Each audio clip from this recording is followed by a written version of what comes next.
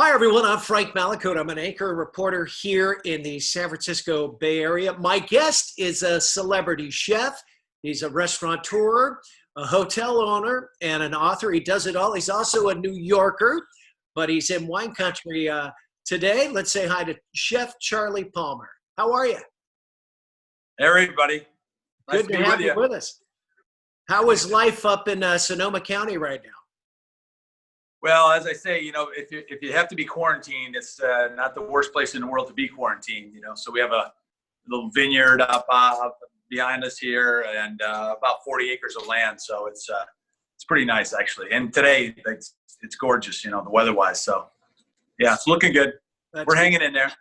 All right. Well, I know you're a native New Yorker. You have restaurants there. You grew up there as well. Let's talk about maybe your culinary journey a little bit so people can get familiar with you. Well, I've been cooking all my life, and right now we have our group, which is called the Charlie Palmer Collective. We have 16 bars and restaurants across the country, a lot of them in New York City. Very tough time in New York right now, but and then here on the West Coast, as well as in Las Vegas, Washington, D.C. So we have a number of steakhouses. We have restaurants like Dry Creek Kitchen are very local and very focused on the ingredients of where we are. Sonoma County, one of the greatest places in the world to cook these days. Especially, you have everything from of course, all the fruit and vegetables and all the wine you can imagine, but also incredible artisanal cheeses. We have all kinds of poultry, lamb, pork, pigs, beef being raised right here in the county. So it's really an amazing place to cook. And our menu there is focused on all those local ingredients. And we put them together simply, fresh. As farm to table as you can even imagine. So how are you holding up? Your restaurants, I know, are obviously closed. A lot of hotels have been shut down. Tough time to be in this business right now. How are you holding up? And I know you got 500 employees as well. Yeah, we have almost 600 people that are currently, unemployed, on unemployment, and trying to hang on and taking care of them as far as like health insurance and things like that to make sure that we are ready and positioned so that when this thing passes, which is going to pass everybody, that we get back to work and we get back to doing what we do well, which is cooking delicious food and making people happy, in the restaurants. So.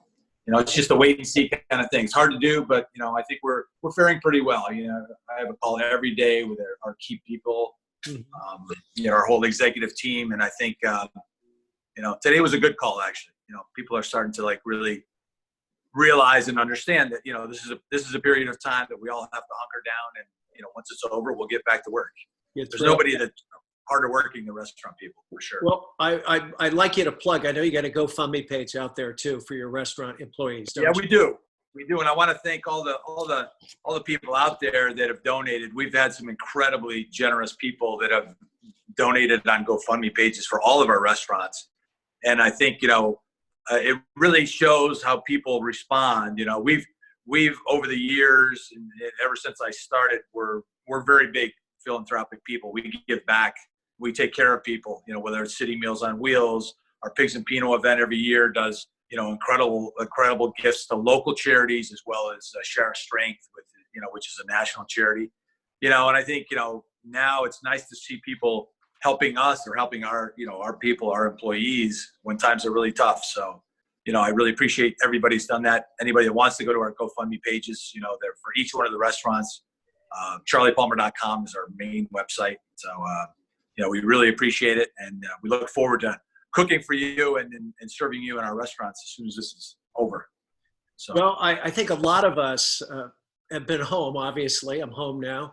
We've been experimenting in the kitchen. I'm kind of missing some good restaurant food because living in the city, I do go out a fair amount. But I've become proficient, but I'm certainly not like you. You're the pro, and you've got a couple of dishes you're going to serve up and cook for us right now. Tell us about them. Yeah, well, the first dish I'm going to do is actually one of my books that I've done, not too long ago, Remington Camp Cooking, really an outdoor cookbook, and it's just a simple dish of some braised cabbage, or oven baked, I should say, cabbage with salmon over top of it, and it's very simple. It's easy to do. Anybody can do it anywhere. It's a recipe that can be done with any type of fish. I think it's nice for a fish dish baked in the oven. And then the second dish is a pasta dish that I think, is really kind of like that comfort food and what we're looking for these days. Heartwarming and really like healthy and, a lot of good ingredients in it. So we'll get started here. We got a little bacon in the pan, and what we're doing, we're just rendering this bacon, and we're going to add our cabbage to that. I'll just go run through the ingredients here. We got just some basic, nice fresh cabbage, just chopped up. Nothing special about it. Just we want to keep it in kind of big pieces here. Some sautéed onion. The recipe calls for red onions. I didn't have any red onions, but that's the one I tell people when you're looking through a recipe and you're cooking at home. Adapt, do things. Like this dish is going to use all dry herbs, but if you have an herb garden and you have herbs right outside your door, chop up those fresh herbs and use those. I always say to do that, but we're looking at pantry items more. We found some nice salmon. You're seeing some of these things in the market. I think that are coming in. This is obviously not king salmon or wild king salmon. This is farm raised salmon, but we're not going to get too picky in times like this. So we'll get this in the pan. Then we're just going to do like a little herb coating on there. So we'll get our onions in there first, and really we're just gonna kind of use that term, sweat this down a little bit. We just want to get the moisture to start coming out of this. Get all the cabbage in there and start the cooking. Because it's really going to finish when it bakes in the oven with the salmon on top. And all that bacon grease stays in there as well? Yeah, really, that bacon fat, you may have to add a little bit more fat to it, but that bacon fat is really what's going to saute it. The nice thing about this too, it's a one dish meal besides the pot, besides the bowls that hold the ingredients. When you cook at home, Frank, all of a sudden you get very, very efficient with the amount of pots and pans that you use. Because guess who's the dishwasher here? I hear you. I do it here, believe me. Yeah. So we just started to sweat that down, and then we'll do we'll get our salmon prepped. How about the difference between farm raised and say wild Alaskan salmon? To taste, I guess there is. The texture is a little bit different too, right? It is, and I think I love everything that's more natural and wild, obviously, and things like that. But the reality is there's not enough king salmon in the world that's going to supply us all. So I think the aquaculture and farm raised salmon done correctly, which you're starting to see like really coming from places like Nova Scotia or Canada, especially. I think they're doing a good job with it, and that's where we're going to have to go with it. It's not going to be like we can't have enough king salmon to feed us all. Right. A lot of fish like that. So we're just going to lightly brush a little olive oil. I took these after I filleted the salmon. I just lightly salted them, for a couple of hours. What that does is it draws a little bit of the moisture out, and it tightens the fiber of the salmon. Oh, okay. So what we're going to do is just brush this, a little bit of olive oil, and then this is our dry mix of herbs. You'll see it in the recipe. We'll post the recipe. But again, you use what you want. I always use like the dry basil. There's parsley in here. There's a little bit of thyme, and don't be afraid to put that right on there. You want a good amount of herbs on here. Beautiful. On top. And then because salmon, especially if it is king salmon, it's a pretty lean fish, really. This is a little bit more oily or a little bit more fat in it. But I always put if you're baking in an oven, what we're going to do, just put a couple of pats of butter on there. Again, if you don't want to use butter, you could just use a little bit more olive oil. But what this does, it really self-based when you go into the oven. You can't use too much butter, Charlie. Yeah, well, it's not a low-cal dish, but it's but it's tasty. Nice, fresh, creamy butter. So. Yeah, absolutely. All right, we'll see our cabbage is starting to wilt here. You see that, and that's what you want. You don't want to cook it down too much. Just mix it thoroughly with the onions. We're gonna season this a little bit. You got your bacon in there, so be cautious of how much salt you're putting in. And of course, we salted the salmon, remember? So the salmon has got a little bit of salt infused in it. Then just some cracked pepper right there. And as I said, I just got a little bit of sea salt. I'll just take a little. Yeah. I'm loving the Zoom interview, but I can't smell anything. That's kind of a bummer. It looks great. I know. We got to get the technology. Yeah. The technology's got to be better. We got to have like that. Zoom, boom. Someone will figure it out. Things going. All right.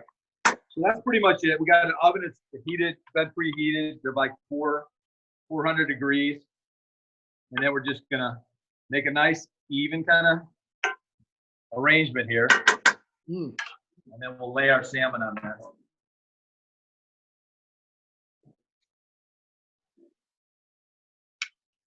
So that'll go right in. And then that whole pot will go into the oven? The whole thing goes right in the oven. I'll be darned. As I was saying, the nice thing about this is, be conscious of that when you lay it on there, because when it comes out, you put the whole thing right on the table and serve it that way, Sure. I always like these casseroles like this to do things like this. You can do it in cast iron. You can do it in a casserole like this. You can even, saute the cabbage and then put it in a ceramic dish and do the same thing. But there we got the whole thing going. Do you do this at home too, Charlie? I mean, when you're home with your family, are you the head chef? Absolutely, yeah. Yeah. Yeah, I cook a lot when I'm here, especially in Sonoma. Or home in New York, not so much, But want to get a shot in there real quick? Is it right in the oven? Beautiful. Looks good, right? The oven can. All right. So we'll go right in there.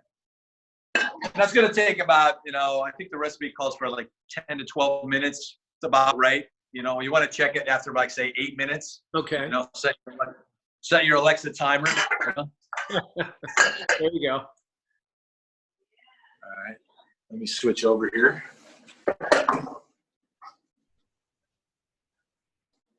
Now, while that's cooking, we'll throw this pasta together. How's that? I was going to say you need a glass of wine, Charlie. Believe me, that's coming. I'm trying to limit myself. I can't start before 5 o'clock in the afternoon. Oh, I know. I did a piece on a Mare Island Brewing Company, and they're two wine guys that discovered it takes a lot of good beer to make good wine. So they went into the beer industry. And I was hanging out with him for a couple hours doing the story, and we were tasting, and he goes, "Forgive me if I don't, Frank, because I got to work." I was going to say, every winemaker will say that. It takes a lot of good beer to make good wine. Absolutely. Absolutely. So you're doing a little cavatelli sweet Italian sausage here. A little cavatelli, right? And same thing, we got all our ingredients. We'll just run through them. So we got some nice smoked bacon. Here's our sweet Italian sausage. Just some diced up onion here. Some good Reggiano Parmigiano. We're going to save that to shave on top. Dry basil. Again, if we got some fresh basil, well, I'd use that, but no basil in the herb garden right now. So I did some nice fresh parsley to add to this to give it a nice green color. Sure. So in here, we just get our bacon in there and start to render that out. But again, not unlike the salmon or the cabbage, we're going to use that fat. That fat is going to be the starter here. We're going to saute the onion in that fat. Of course, the sausage is going to render out too. So we're going to have plenty of fat going on. How important is an onion in a meal? I mean, it's hard to think of a dish without onions or shallots or garlic or something, right? I mean, these days. But, I think a mild onion, just enhances flavor too. That's that umami that comes out. And I think with any kind of caramelized meat, you got to have some kind of onion, associated with it somewhere. Or like I say, shallots, a little bit stronger. I love them. I don't have a meal without them.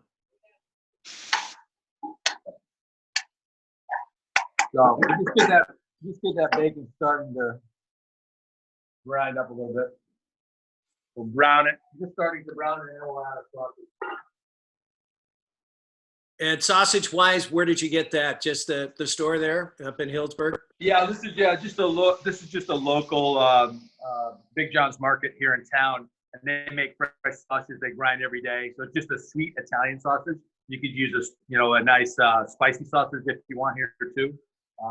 But really depends on your flavor.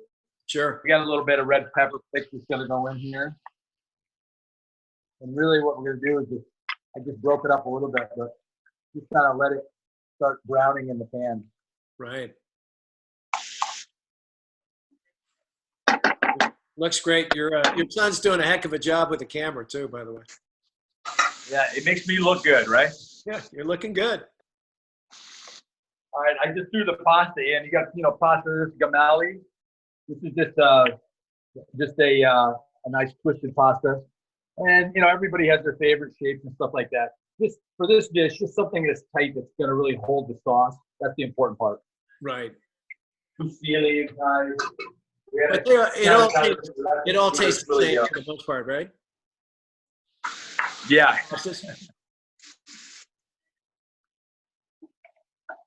No product endorsed now, but that roller pasta is pretty good. Yeah. We would have made homemade pasta. I actually have one of my youngest son is actually a chef also. So, but I mean, here, let me just show you what's going on here every day. Oh man, he's a baker. This is the daily bake every morning. This is why I'm like 3 pounds heavier than I was when we started. I'll be right up. Looks great. Look at that. Huh? Yeah. How about your New York upbringing and your time in Brooklyn and Manhattan? Did that have an influence on your palate and how you cook? Oh, it sure did. I mean, we all are, because our 4 sons, and even my wife now is a huge New York Giant fan. So we're New York Giants, New York Yankees. I would say Knicks, but the Knicks are tough. That's tough to love. That's tough love right there. Oh man, but we're big New York fans. Yeah. Yeah, it's been a while for the Knicks. I think your Brooklyn Nets might be better here shortly when they get their company back. Yeah, exactly. All right, we got our basil in there. We're gonna throw our onions right in there, and then we'll caramelize those up at the same time. So this is a really easy dish to get going. Looks great. It's also a dish that you literally could get this done in 15, 20 minutes. So it's not something you need to spend a lot of time thinking about. Just put it right on high heat now and let it cook. This is just a little whipped ricotta cheese. We're gonna top this. I like to do pastas like this that are not saucy so much, and then like a nice dollop of ricotta. So I just season this ricotta with a little bit of salt and pepper, just to give it a little flavor. We're just gonna put a dollop of that on top. We're ready here. I'm only about an hour south. I might have to come up. Yeah, exactly. Well, this thing's gonna end at some point. I got so many people ready to come. We're really social people, and especially myself. I think the thing that's the strangest for me right now is I haven't been on a plane in almost 3 weeks. Yeah. I'm usually on 3 or 4 flights a week sometimes. With all your restaurants and hotels. I go back and forth to New York, and we got a project up in Seattle, and it's just here we are. Yeah. Healdsburg, California. Well, that's not so bad. You're not bad. Not bad at all. How long I know you don't have a crystal ball, but what are you thinking in terms of maybe reopening someday sooner rather than later?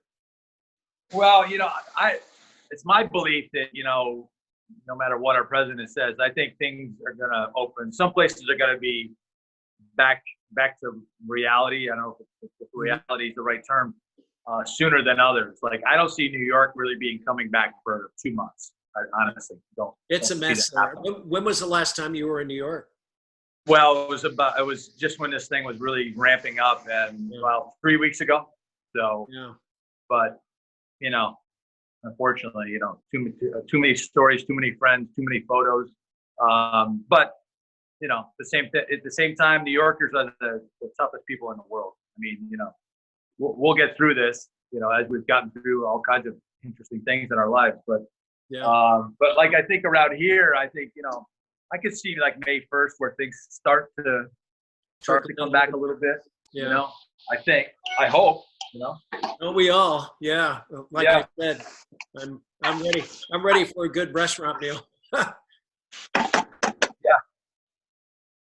All right, let me just grab a bottle of wine. There we go. Looks great.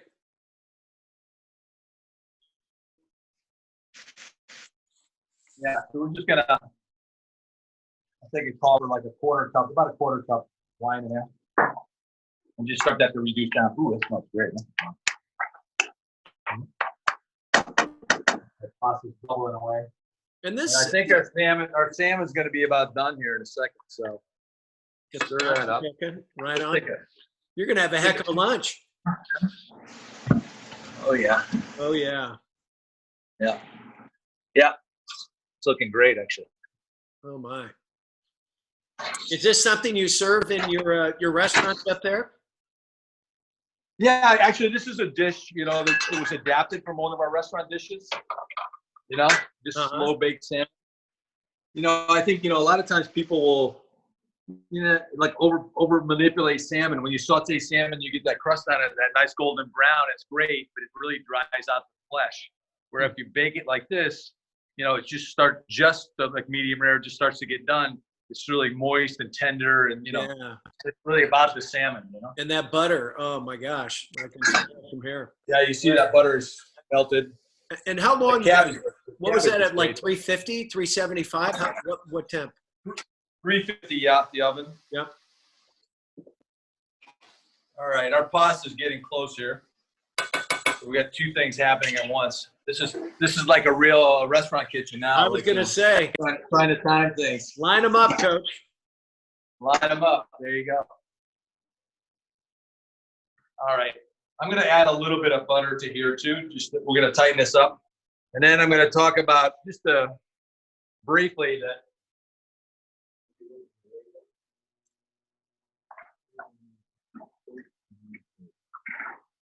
Wow.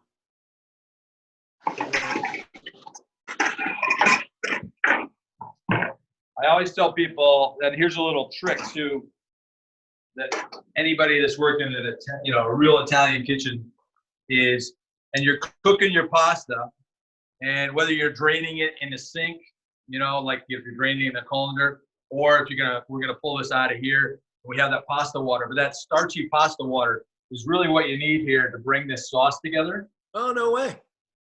So we take a little bit of that pasta water, and remember, there's salt in the water for the pasta, so be careful with your seasoning here.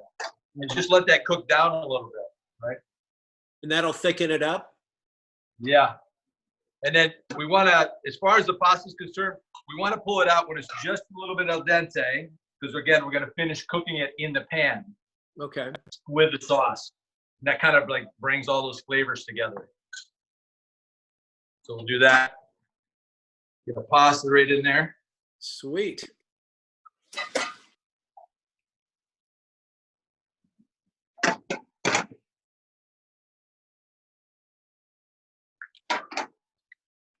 It's funny how some of these pans, I haven't used this pan in a long time. It's like, that's a nice little pan, it's got slope sided. It's kind of like almost like a wok, Sure. But something like this really works well, brings all those flavors together. Wow, Charlie, a little cheese on that, serve it up. It looks fabulous.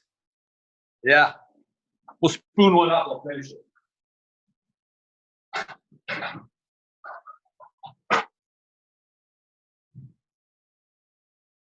Wow. All right, last second. Here we go. Put our fresh parsley in there. Last thing. Oh yeah, green it up. Nice, right? Yeah, no, that looks sweet. All right. That's it. And then the piece de resistance.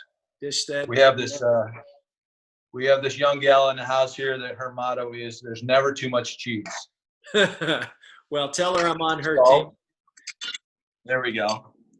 So not only we do a nice dollop of ricotta, and then we take some Reggiano Parmesan, or some, any kind of Romano. Pecorino Romano would be nice too.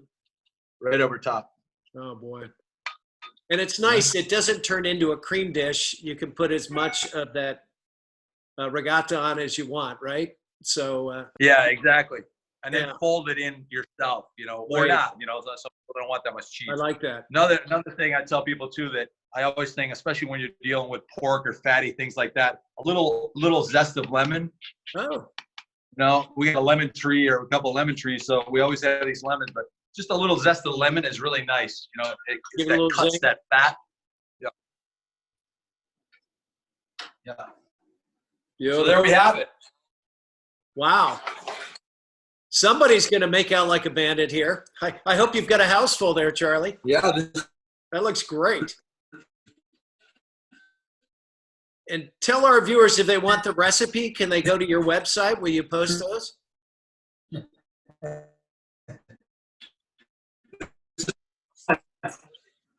Frank, this will be. Yeah, you can go to our page, Charlie Palmer. Obviously, they're on here for watching it. Well, yeah, this is the Zoom.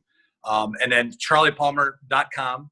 We'll post the recipes on there also. And I should call out too, we got a lot of really great recipes on the Pigs and Pinot website, which is something I've been doing every week on Thursdays, is a live Instagram feed for Pigs and Pinot, which is a festival we do every year, celebration of Pinot Noir, pork, obviously. And it brings winemakers and chefs from all over here to Sonoma County. Big benefits a lot of local charities, as well as Share Our Strength, which is our national charity partner too. So Sure. Well, I think some great recipes there. Food may be the one common denominator that we can all relate to right now, Charlie. Absolutely. And we miss going Dinner out. time's an important time.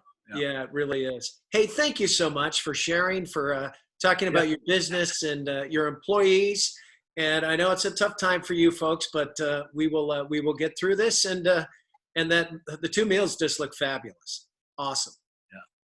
Well, thanks for having me on. And listen, we'll get through this, and we'll be the better for it. So stay Right. tough, everybody.